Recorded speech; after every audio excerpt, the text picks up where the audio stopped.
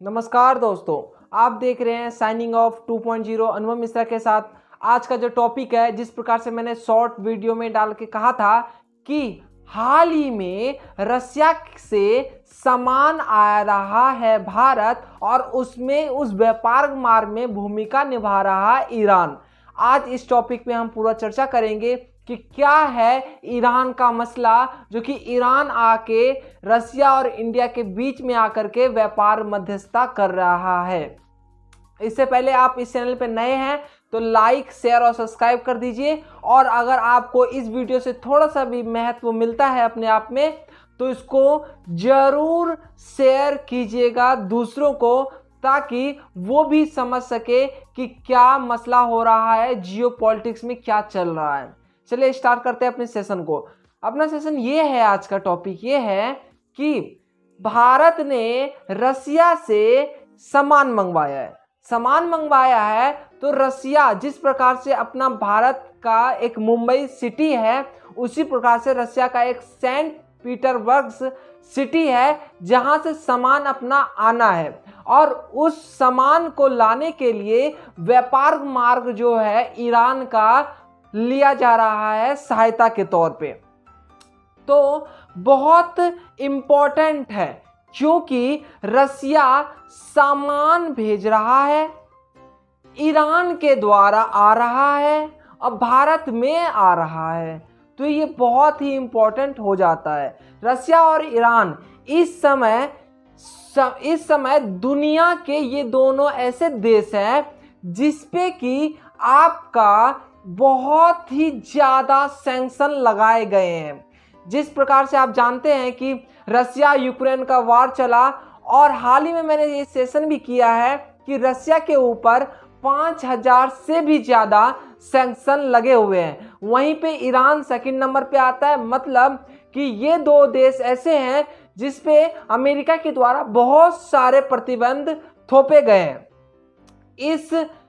इसके चलते हुए फिर भी ये रसिया और ईरान भारत जैसे देश का मदद कर रही है, और भारत भी इन जैसे देशों का मदद कर रही है। तो कहीं ना कहीं मित्रता का भाव आता है सामने में।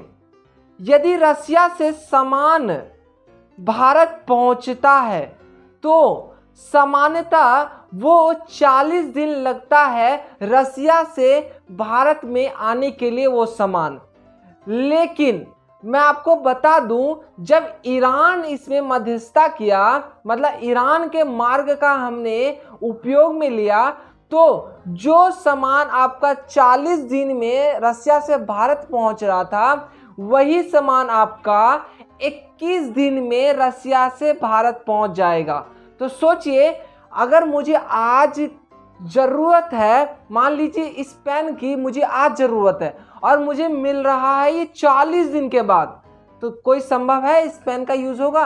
नहीं होगा ना। अगर मान लीजिए अपने आप को मैंने समझा लिया, चल ठीक है कि 20 दिन के बाद क्या मिल सकता है ये पेन, 20 दिन के बाद मेरा और काम ये बढ़ा देगा, मेरा काम ये और ऊपर तक ले जाएगा, क्या 20 दिन तक मिल जाएगा? तो मैं कहूँगा हाँ ये मिल जाएगा। तो सोचिए इस पेन की कीमत कितनी हो जाएगी। मैं पैसे के तौर पे नहीं बता रहा हूँ, महत्व के तौर पे बता रहा हूँ कि इस पेन का महत्व कितना हो जाएगा। ठीक उसी प्रकार से अगर 40 दिन में जो सामान आ रहा था, सोचिए इस 21 दिन में आ रहा है, तो कितना व्यापार का फायदा होगा। अल्टीमेटली भारत को तो होगा ही, और रसिया को भी होगा, और इस बीच ईरान को भी होगा इससे फायदा। और मैं आपको बता दूं, अगर वर्ल्ड मैप अगर आप समझते हैं तो मैं आपको बताऊं, तो रसिया के सेंट पीटर्सबर्ग से ये सामान भेजा जा रहा है, और ये नॉर्थ सी से होके नॉर्थ अटलांटिक से जाते हुए आपका पहुंचेगा ये जिब्राल्टर सी के पास। जिब्राल्टर सी के पास पहुंचेगा, और वहीं अंदर से भूमध्य सागर से होते हुए, लाल सागर से होते हुए आपका ये पहुंचेगा अरब सागर में। अरब सागर से आपका भारत में एंट्री मारेगा मुंबई में। तो इस प्रकार से अगर आप देखते हैं सेंट पीटर्सबर्ग से मुंबई तक का सफर, तो ये 40 दिन में आपका पूरा होता है रसिया से इंडिया तक का व्यापार। लेकिन अब मैं, अगर आपके पास मैप है, अगर आप मैप समझते हैं, तो मैं आपको बताऊं तो जो रसिया है, सेंट पीटर्सबर्ग से वहां से सामान निकलेगा, आपका पहुंचेगा मॉस्को, मॉस्को पहुंचेगा। मॉस्को के पास आपका कैस्पियन सागर है, वहां पे जाएगा। उसके नीचे आपका एस्ट्रोखान है। ये क्या है आपका एस्ट्रोखान? आपका रसियन पोर्ट है। यहां से होके आपका अजरबैजान पहुंचेगा। अजरबैजान वही देश है जो कि तेल उत्पादन के लिए जाना जाता है। उसके बाद आपका ईरान पहुंचेगा। ईरान वो ही देश जो इसकी मैं बात कर रहा हूं। और यहां पे जो आपका पहुंचेगा, इस बंदरगाह का नाम होगा आपका, ईरान के पास आपका ये पहुंचेगा बंदर अब्बास के पास, बंदर अंजलि के पास पहुंचेगा। जिस प्रकार से अपना पोर्ट है, जैसे तूतिनकोरिन हो गया और बहुत सारे हैं, उसी प्रकार से जैसे गुजरात हो गया पोर्ट, उस प्रकार से आपका जो है यहाँ का जो ईरान का है बंदर अंजलि, यहाँ पे पहुंचेगा। और यहाँ से डायरेक्ट आपका पहुंचेगा बंदर अब्बास पोर्ट के पास। और बंदर अब्बास पोर्ट के पास जो अपना है चाबहार पोर्ट, वहां से होते हुए आपका मुंबई में एंटर कर जाएगा। और इस सबको मिला करके आपका 21 दिन समय लगेगा। तो सोचिए कि 40 दिन जहां मुझे व्यापार का सामान लाने में, रसिया से भारत में आने में 40 दिन लग रहा है, वहीं पे 21 दिन लगेगा। तो आप ही सोचिए अल्टीमेटली व्यापार कितना बूस्ट करेगा। व्यापार बूस्ट करेगा तो आपका इकोनॉमिक भी अल्टीमेटली बूस्ट करेगा ही करेगा। और अगर ये इनिशिएटिव जो कि रसिया, इंडिया और ईरान को लेके चल रहा है, ये इनको कहा जा रहा है आप व्यापार मार्ग से होते हुए, तो इसी को आप कहते हैं international north south transport corridor. अगर कुछ ऐसा होता है तो आने वाले भविष्य में ये भारत जैसे देश के लिए कामगार हो जाएगा। और न केवल कामगार होगा, ये यकीनन आने वाले भविष्य में भारत के व्यापार को ऊंची स्तर तक ले जाएगी। क्योंकि अभी हमें सेंट्रल एशिया में व्यापार करने के लिए पाकिस्तान और अफगानिस्तान जैसे देशों की मदद लेनी पड़ती है। वहीं पे अगर आपका international north south transport corridor अगर ईरान के साथ खुल गया, तो न केवल पाकिस्तान और अफगानिस्तान का मदद लेना पड़ेगी, इन दोनों को छोड़ करके भी हम सेंट्रल एशिया तक अपना व्यापार को विस्तार कर सकते हैं। वहीं पे आपको मैंने अभी कहा आस्ट्रीखान जो पोर्ट है रसिया का, इसको याद रखने के लिए। क्यों?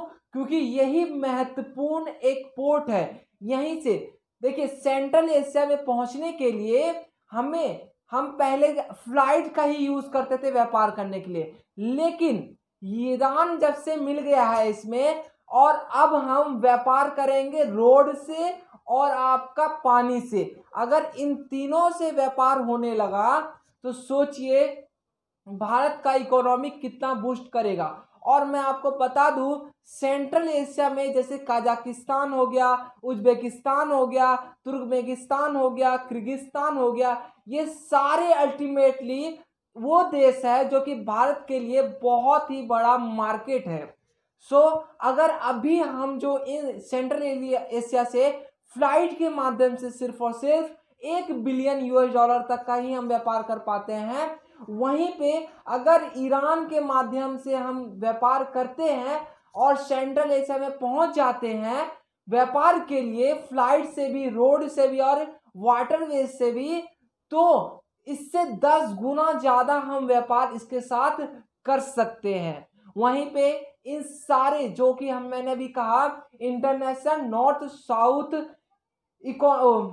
साउथ ट्रांसपोर्ट कॉरिडोर, ये आपका जो सपना है, ये एनडीए सरकार की थी, जो कि 2000 में ही जो कि एनडीए सरकार थी, अटल बिहारी वाजपेयी की सरकार थी, उनके द्वारा देखा गया था। और इसमें 4 देश थे, पहला था इंडिया, दूसरा ईरान, तीसरा आपका था रसिया और चौथा एक कंट्री था, उसका नाम आप कमेंट में बताइएगा, क्योंकि मैंने उस पर रिसर्च नहीं किया है। और अगर आप बताते हैं तो मेरा भी नॉलेज आपके साथ साथ बढ़ते जाएगा। ये आपका पूरा का पूरा अल्टीमेटली सारा आपका क्या था, पूरा था कि ईरान, रसिया और इंडिया एक व्यापार मार्ग से व्यापार जो है करने वाले हैं। सो ये पूरा का पूरा आपका एनालिसिस था। अगर आपको ये अच्छा लगा, आपको इतनी सी भी थोड़ी सी भी इससे कोई महसूस हुआ कि मेरे नॉलेज को बूस्ट मिली है, तो आप इस चैनल को लाइक, शेयर और सब्सक्राइब कर दीजिए। आज के लिए इतना ही, मिलते हैं अगले वीडियो में। धन्यवाद।